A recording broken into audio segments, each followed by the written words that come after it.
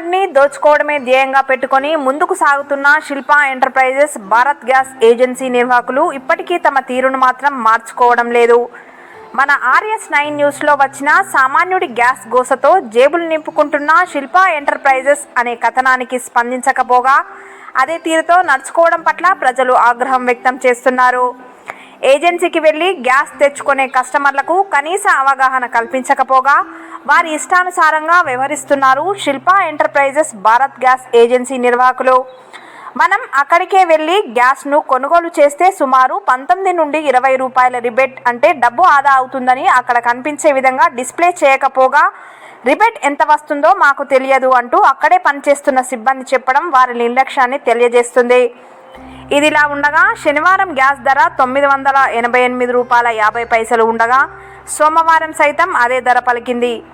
కానీ గ్యాస్ కస్టమర్ల వద్ద మాత్రం 990 రూపాయలను వసూలు చేశారు శిల్ప ఎంటర్ప్రైజెస్ భారత్ గ్యాస్ ఏజెన్సీ నిర్వాహకులు.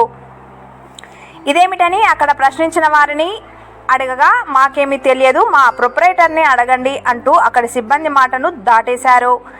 ఇంకా ఈ గ్యాస్ ఏజెన్సీ నిర్వాహకులు సామాన్యుడి వద్ద రోజుకి, వారానికి, నెలకి, సంవత్సరానికి ఎంత దోపిడీ చేసి వారి ఆదాయం పెంచుకుంటున్నారో తెలుసుకోవాలంటే నిత్యం సామాన్యుడి సమస్య తన సమస్య అనుకుని పోరాటం చేస్తున్న మన RS9 న్యూస్ను సబ్స్క్రైబ్ చేసుకోండి.